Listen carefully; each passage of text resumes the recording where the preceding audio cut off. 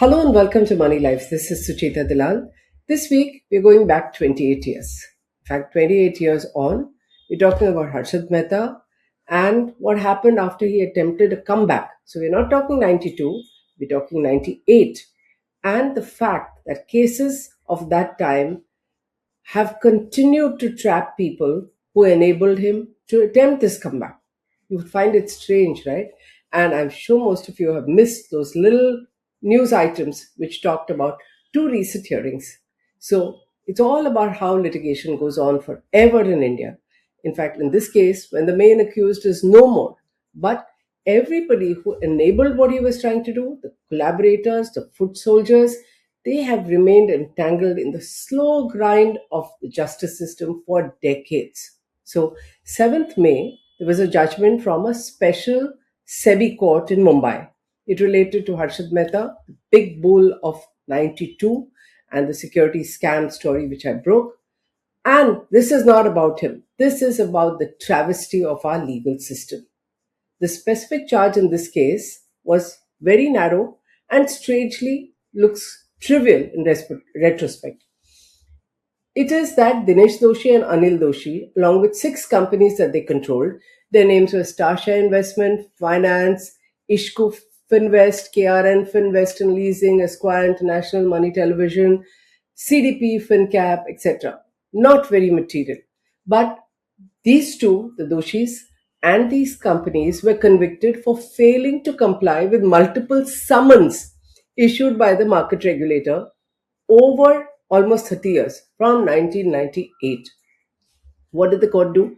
It issued six separate orders where cumulatively a penalty of 1.8 crore was imposed on the accused. The court also warned that if they didn't pay up this amount, they would face simple imprisonment of 1 year for default of payment. This is not the first one. In June 2025, same court had already convicted two other companies of the Doshi brothers in a parallel case, the same identical 1998 probe, and imposed smaller fines of 2 lakhs each. The companies, who are these companies, right? The companies indicted were part of the Damayanti Group. Yeah, not the Harshad Mehta Group, not Gromer, but the Damayanti Group. This was a web of front companies used by Harshad Mehta to ramp up the share price of BPL, Videocon International, and Sterlite. Allegedly, we say. Because he was doing this in his comeback attempt, and I'll explain why I'm using the word alleged. There were many more people as a part of the Damayanti Group. Harshad Mehta himself passed away in 2001, and the trial against two other directors, Vinod Shah and Dilip Shah, ended because they also passed away. So, who remains? The two Doshis and their companies. But the judge was blunt. He said the prosecution stands irrespective of the fact that the now deceased stockbroker Harshad Mehta was a key person manipulating stocks. So, manipulating stocks, which SEBI says, something that he has accepted. Now, why were these people punished? Because they stonewalled SEBI summons and call for documents for a long, long time. And perhaps the story is in the investigation of the Damayanti Group and how it progressed and how it unraveled at the appellate level. Let's start with Harshad Mehta. So, barely 5 years after the Joint Parliamentary Committee and the multi-agency investigation that identified him as a central figure of the 1992 scam, he was out on bail, but attempted an audacious comeback as a new age market guru. In this, he was supported by large media houses and many editors who are stars today. He used the same pre-92 copybook. So he was doing nothing different, ramp up stock prices. This time he chose three, BPL, Videocon, Sterlite. Like in previous times, the allegation was that this was done in cahoots with the promoters. He set up a new front because all his card had gone, his assets and home and other things were under attachment by various investigation agencies. And mind you, for those of you who think that scam was only about Harshad Mehta, it was about so many others. Hiten Dalal, Bhupin Dalal, there was Dinesh Dalmia, there were all the banks, Citibank, Standard Chartered, innumerable brokers. Nobody else attempted this. Everybody went through the grind of litigation, right?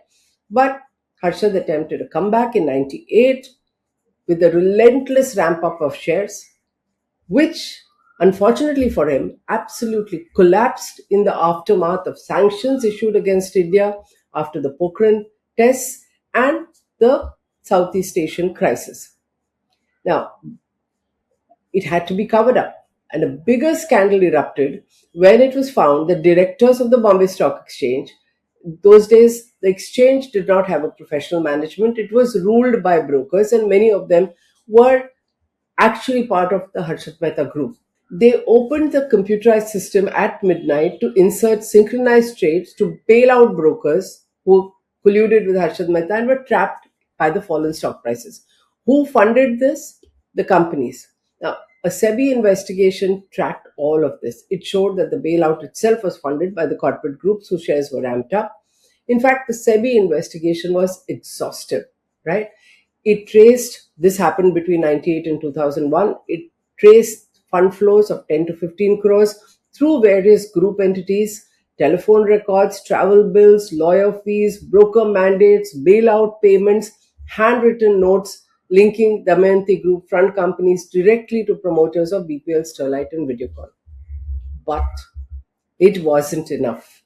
The entire set of landmark orders issued by SEBI, which banned Sterlite for 2 years, Videocon for 3 years, BPL for 4 years, were comprehensively thrown out by the Securities Appellate Tribunal between October 2001 and June 2002. SAT held SEBI to very exacting standards. It ruled that SEBI had provided insufficient material evidence of direct or even circumstantial promoter complicity.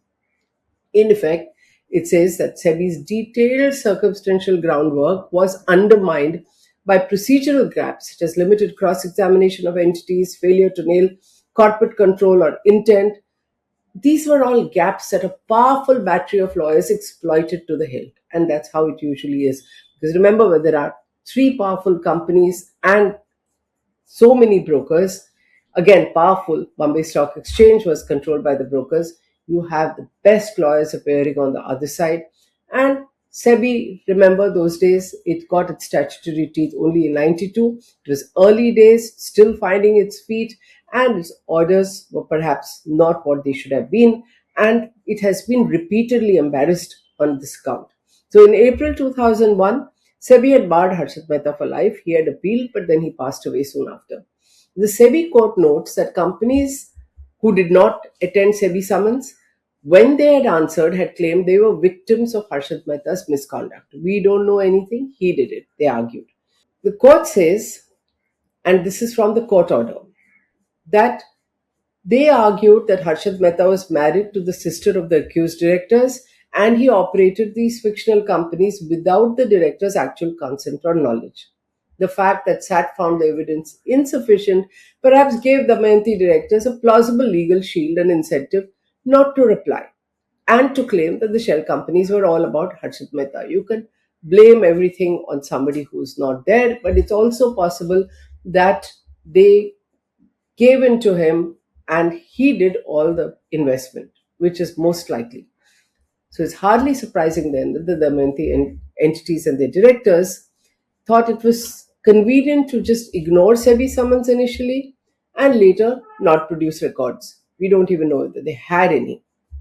So the 2026 conviction on this narrow compliance charge seems fairly pointless.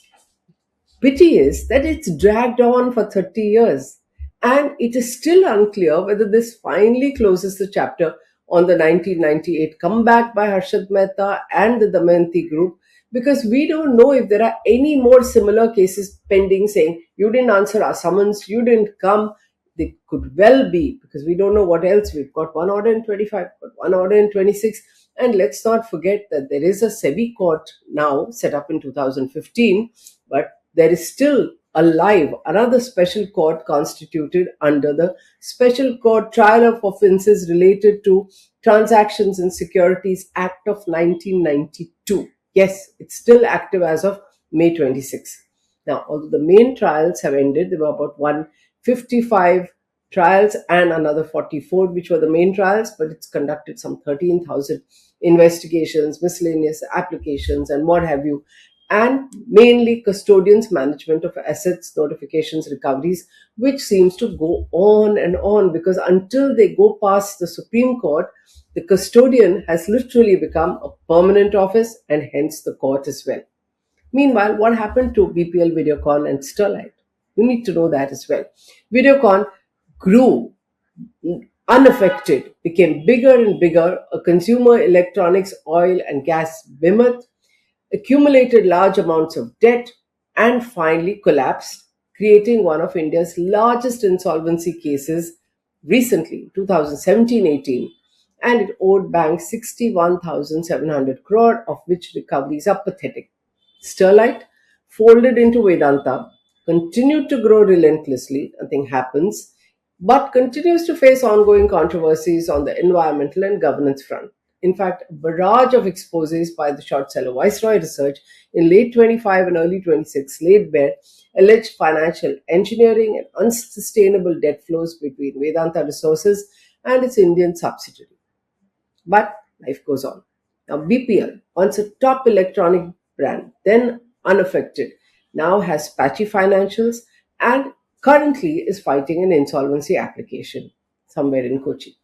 All this underscores the fact that India's slow legal process is such that nothing is ever closed and collateral damage can linger for decades. So you may do well in the interim, or you may just collapse and do so badly because you're burdened by it, depending on your financial position, depending on your defenses. So you can face a reckoning later, you may not face it at all, but you have the sword hanging on your neck for decades and decades. This can happen even when the stock market has transformed dramatically. So we don't finish with the old, we have moved on, we have transformed. The market today is completely different. Paperless trading, quick settlements, algorithmic surveillance tools, much expanded powers for SEBI, giving it a wide remit, including commodity trading. And yet, is it able to manage its cases? Damayanti is a reminder that regulatory muscle is only as effective as the speed and finality of justice. This means that there's no guarantee that more recent high profile investigations are not going to go the Damayanti way. For instance, Jane Street, top US proprietary trading powerhouse, attracted global attention to India when SEBI issued an interim order, asked it to pay thousands of crores, which it did. No final order has happened after July 2025. Question is, can SEBI have a watertight final order that is upheld in appeal? We don't know.